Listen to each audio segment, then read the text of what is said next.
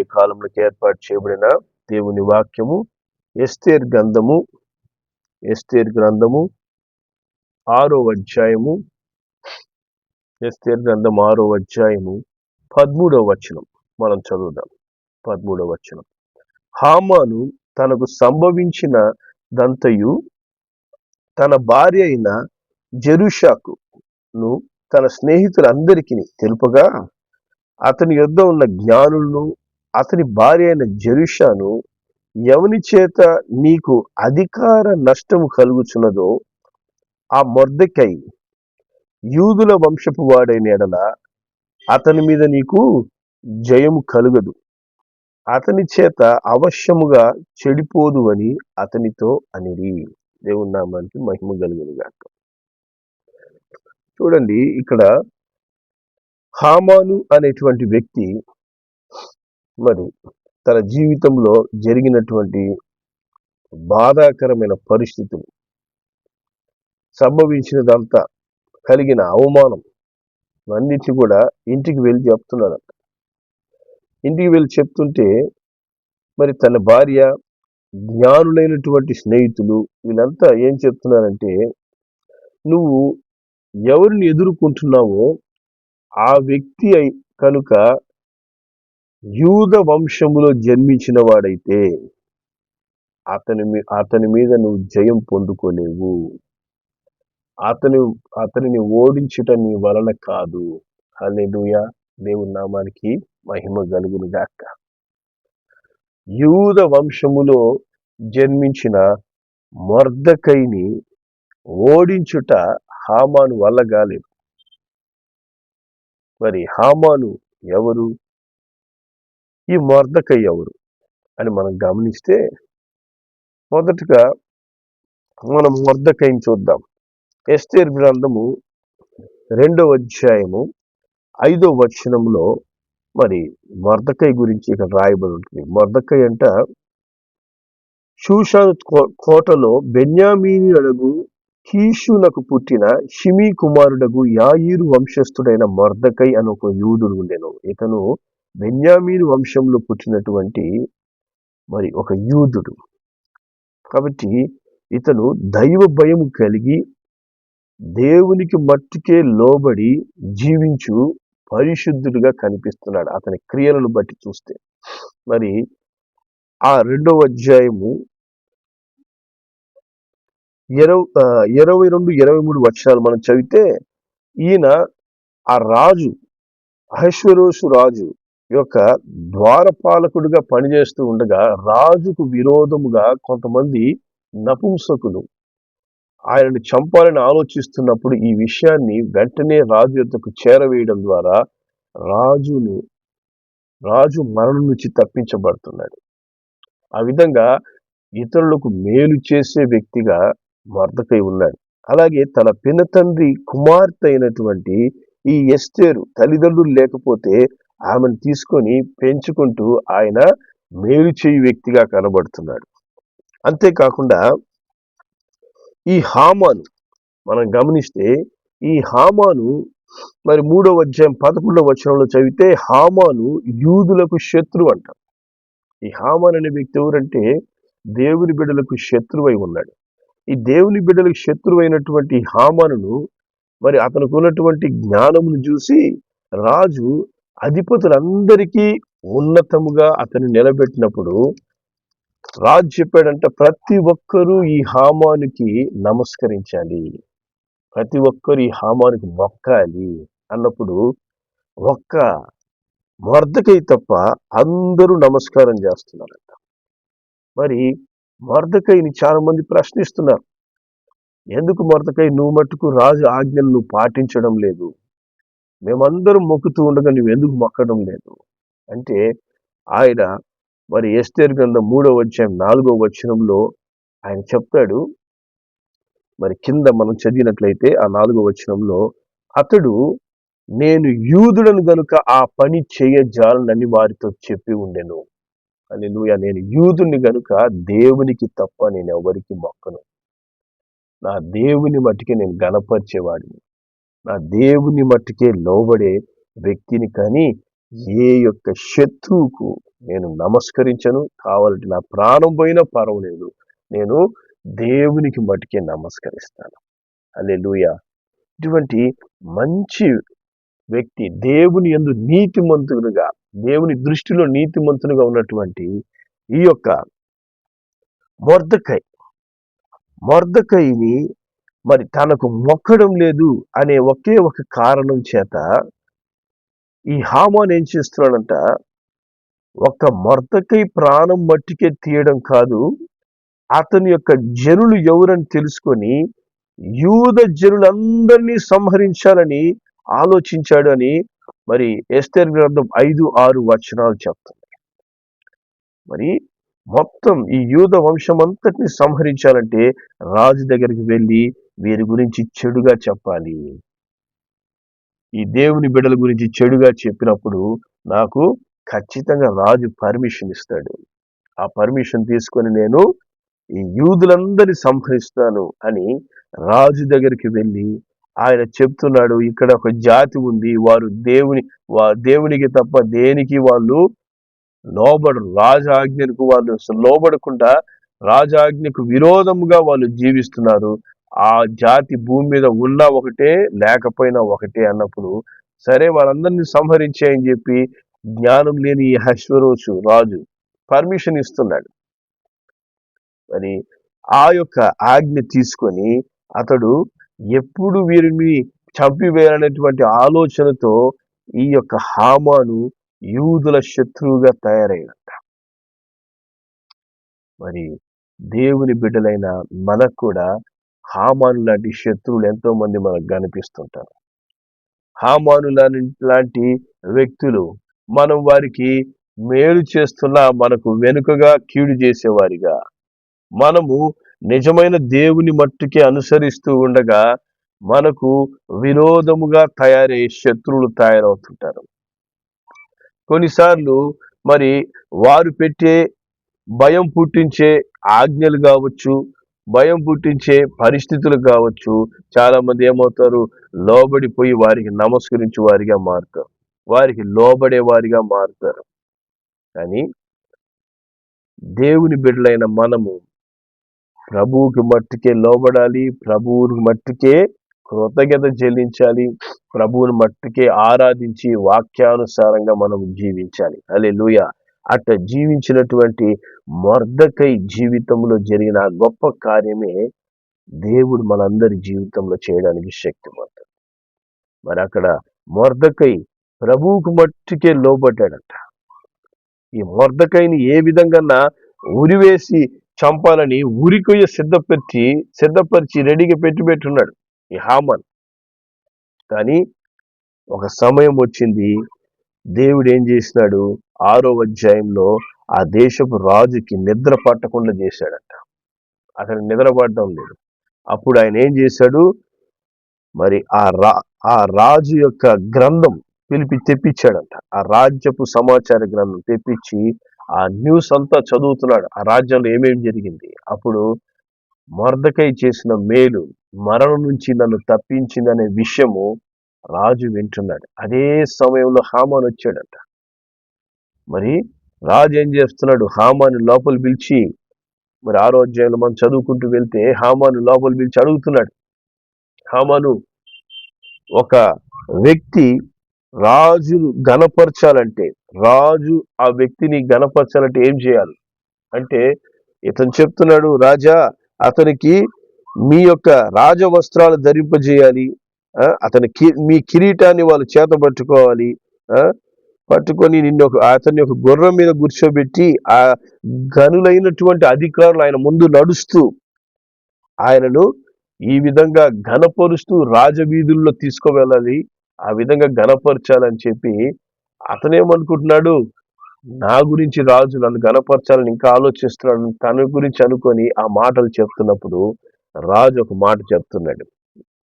6వ అధ్యాయంలోకి మనము వెళ్తే అందుకు 10వ వచనం, 6:10లో, అందుకు రాజు, నీవు చెప్పిన ప్రకారమే శీఘ్రముగా ఆ వస్త్రములు ఆ గుర్రము తీసుకొని రాజు గుమ్మము వద్ద కూర్చొని ఉన్న యూదుడైన మొర్దెకైకి అలాగునే చేయుము, నువ్వు చెప్పిన దాంట్లో ఒకటి విడువకియు అంతయు చేయమని హామానుకు ఆజ్ఞ ఇచ్చాను. చూసారా, నువ్వు ఏమైతే చెప్పావో అవన్నీ కూడా నువ్వు ఊరి చేయాలి. దేవుని బిడ్డ అయినటువంటి మొర్దకైకి నువ్వు పోయి చేయాలి. ఇప్పుడు మొర్దకైని నువ్వు చంపాలని ఆలోచిస్తున్నావు. ఆ మొర్దకైనే గణపరచాల్సినటువంటి పరిస్థితి దేవుడు ఏం చేసినాడు, హామానికి ఇస్తున్నాడు. ఏ హామాన్ అయితే మొర్దకైకి విరోధంగా నిలబడి ఉన్నాడో దేవుడు అతని చేతనే ఘనతను మొర్దకైకి ఇస్తున్నాడు. దేవుడి నామానికి మహిమ కలుగును గాక. అప్పుడు అసలు ఏం చేసినాడంట, 11వ వచనం చెప్తుంది, ఆ ప్రకారమే హామాను ఆ వస్త్రములు ఆ గుర్రము తీసుకొని మొర్దకైకి ఆ వస్త్రములు ధరింపచేసి ఆ గుర్రం మీద అతన్ని ఎక్కించి రాజవీధుల్లో నడిపించుచు రాజు గణపరచ అపేక్షించు వానికి ఈ ప్రకారం చేయదగునని అతని ముందర చాటించెను. ఆ తర్వాత మొర్దకై రాజు గుమ్మం వద్దకు వచ్చాను. అయితే హామాను తల కప్పుకొని దుఃఖించుచు తన ఇంటికి త్వరగా వెళ్ళిపోయాడట. హల్లెలూయా, దేవుని నామానికి మహిమ కలుగును గాక. దేవుని బిడ్డను శత్రువు ఘనపరిచి అవమానము తట్టుకోలేక తల వంచుకొని వెళ్ళిపోతున్నాడు. దేవుని నామానికి మహిమ కలుగును గాక. దానికి వాళ్ళ భార్య వారి జ్ఞానులు ఏం చెప్తున్నారో తెలిసిన, ఇతను యూద వంశములో పుట్టినవాడు గనుక అతని మీద నీకు జయం కలగదు. ఇతను యూద వంశంలో పుడుతున్నాడు. హల్లెలూయా, దేవుని నామానికి మహిమ కలుగును గాక. మరి నేను దీనికి ఎందుకు మీకు యూద వంశమును మళ్ళా చెప్తున్నానంటే, మనకు కూడా విరోధముగా మరి శత్రువు ఎన్నో తంత్రములు, ఎంతో మందిని మనకు విరోధంగా లేపుతుంటాడు అనుదినం. కానీ ఎవరు మన మీద జయం పొందుకోరు. ఎందుకనంటే చూడండి, యోహాను సువార్త 1వ అధ్యాయం, యోహాను సువార్త 1వ అధ్యాయము 12వ వచనం మనం చదువుదాం. తన్ను ఎందరు అంగీకరించిరో వారికందరికీ, అనగా తన నామమునందు విశ్వాసముంచిన వారికి దేవుని పిల్లలగుటకు ఆయన అధికారాన్ని అనుగ్రహిస్తున్నాడు. దేవుని నామానికి మహిమ కలుగును గాక. హల్లెలూయా. చూడండి, ఆయనను ఎప్పుడైతే మనము విశ్వసిస్తున్నామో, ప్రభు అయిన యేసును మన సొంత రక్షకుడిగా అంగీకరించి హృదయపూర్వకంగా ప్రభు పాదాలు పట్టుకొని, ప్రభువా ఇదిగో నైనా నా పాపముల నిమిత్తం, అయినా నా యొక్క దోషముల నిమిత్తం సెలవు మీద నువ్వు ప్రాణం పెట్టినావని నేను నా రక్షకుడిని అంగీకరిస్తున్నానని నువ్వు ఎప్పుడైతే ప్రభు అయిన యేసుకు నీ జీవితాన్ని అప్పగిస్తావో అప్పటి నుంచి నిన్ను దేవుని వంశంలోనికి దేవుడు చేర్చుకుంటున్నాడు. హల్లెలూయా. దేవుని పిల్లలగుటకు అధికారం, దేవుని వంశంలోకి మనం చేర్చబడ్డాం. హల్లెలూయా. మొర్దెకయి యూద వంశములో ఉన్నాడట. హల్లెలూయా. మనం ఏ వంశంలో ఉన్నాము? దేవుని వంశంలో ఉన్నాం. యూద వంశంలో ఉన్న వ్యక్తి మీదనే జయము పొందడం అసాధ్యము అని తన భార్య జ్ఞానులు హామాన్తో చెప్తూ ఉన్నప్పుడు, మనము దేవుని వంశములకు చెందిన దేవుని బిడ్డలైన మనకు విరోధముగా ఎవరు నిలబడతారు? ఎవరు మనల్ని ఓడించగలరు?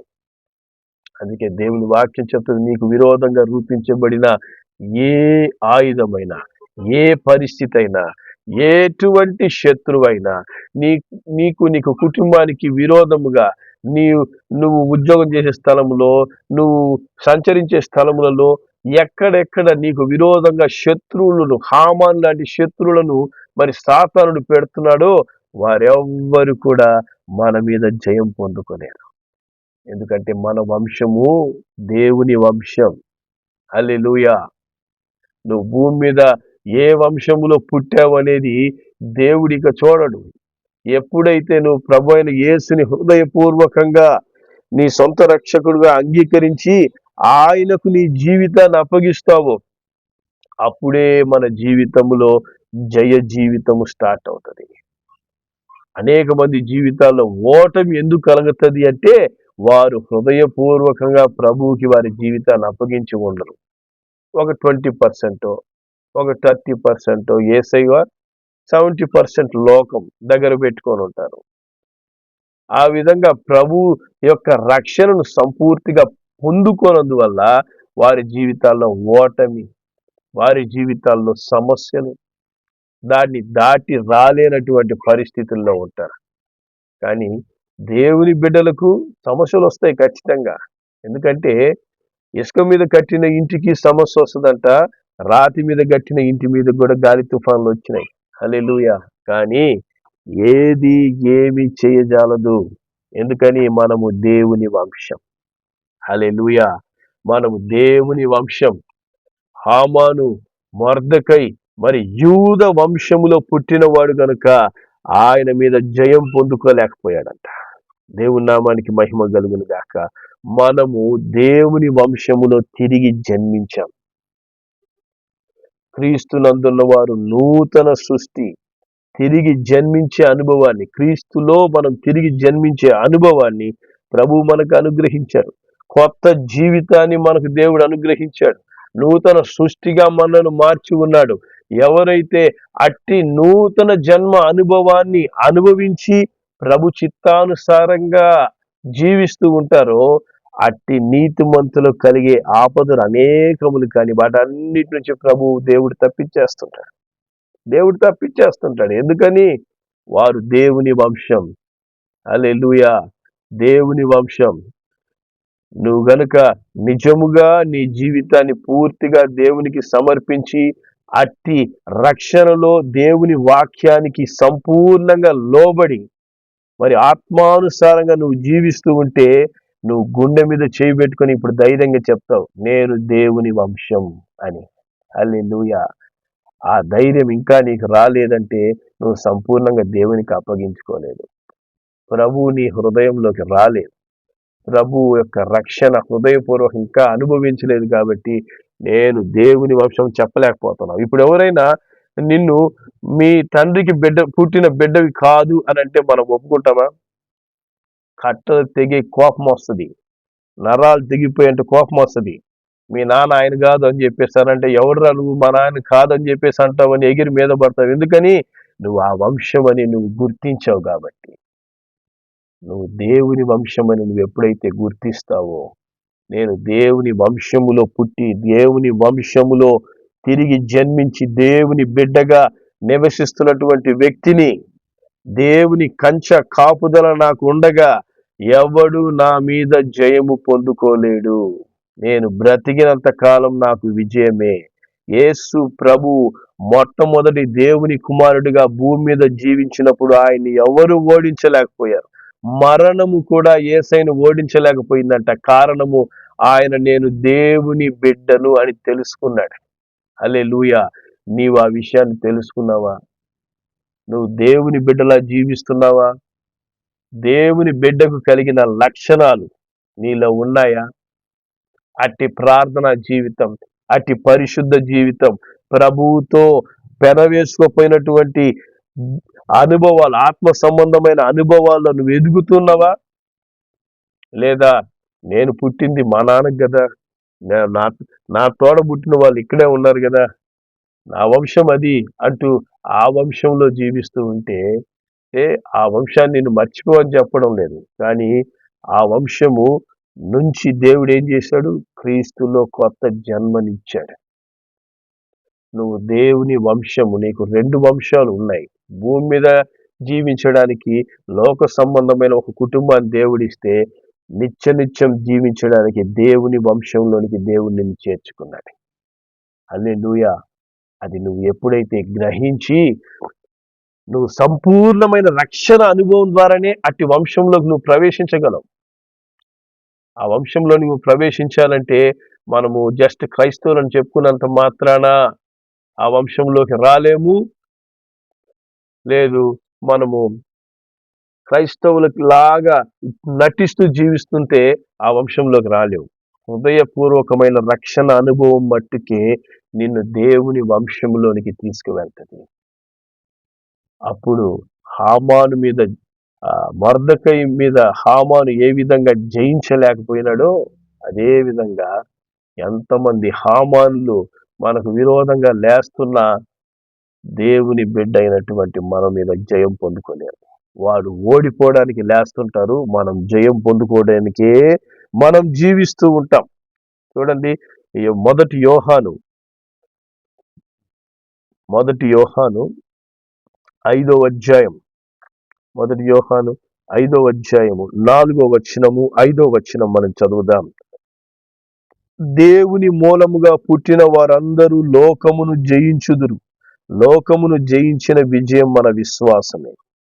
యేసు దేవుని కుమారుడని నమ్మువాడు తప్ప లోకమును జయించువాడు మరి ఎవడు? హల్లెలూయా. యేసు ప్రభువును హృదయపూర్వకంగా నమ్ముంటే నీ జీవితంలో మొదటి స్థానం, అన్ని విషయాల్లో మొదటి స్థానం నువ్వు యేసయ్యకి ఇచ్చుంటావు. యేసయ్యకి 2వ స్థానమో, 10వ స్థానమో, 100వ స్థానమో, అసలు స్థానం లేనట్లు నువ్వు యేసయ్యని పెట్టుకొని ఉన్నావంటే యేసుని సొంత రక్షకుడిగా ఇంకా స్వీకరించలేదు. అందుకే దేవుని కంచె కాపుదల లేదు, దేవుని వంశంలోకి రాలేదు ఇంకా. వన్స్ నువ్వు నిజముగా హృదయపూర్వకంగా రక్షణ అనుభవం ద్వారానే మనం క్రైస్తవులుగా మారగలం. అట్టి రక్షణ అనుభవం, మారు మనస్సు అనుభవం నీలో ఎప్పుడైతే వస్తుందో దేవుని వంశముగా మనం మారుతాం. దేవుని వంశములో తిరిగి జన్మించిన ప్రతి ఒక్కరూ లోకాన్ని జయిస్తారంట. హల్లెలూయా. లోకాన్నే జయిస్తారు. లోకం అంటే ఏంటంటే మన ఇల్లు కాదు. లోకం అంటే లోకంలో జరిగే ప్రతి పరిస్థితిని జయిస్తారు, ప్రతి వ్యాధిని జయిస్తారు, ప్రతి విధమైన పరిస్థితులను జయించి తీరుతారు ఖచ్చితంగా.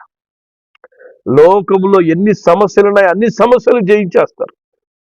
దుష్టుడిని కూడా జయించి తీరుతారు ఖచ్చితంగా. ఎవడు ఎంత మాత్రం హాని చేయడు. ఎందుకని? దేవుని వంశం. యూద వంశంకి అంత రక్షణ, మరి దేవుని వంశానికి ఎంత రక్షణ ఉంటుంది? దేవుడే దైవ రక్షణ. దేవుని వంశంలో ఉన్న వాళ్ళని రక్షిస్తాడు. దేవుని వంశానికి చెందిన వారిని కాపాడుతాడు. హల్లెలూయా.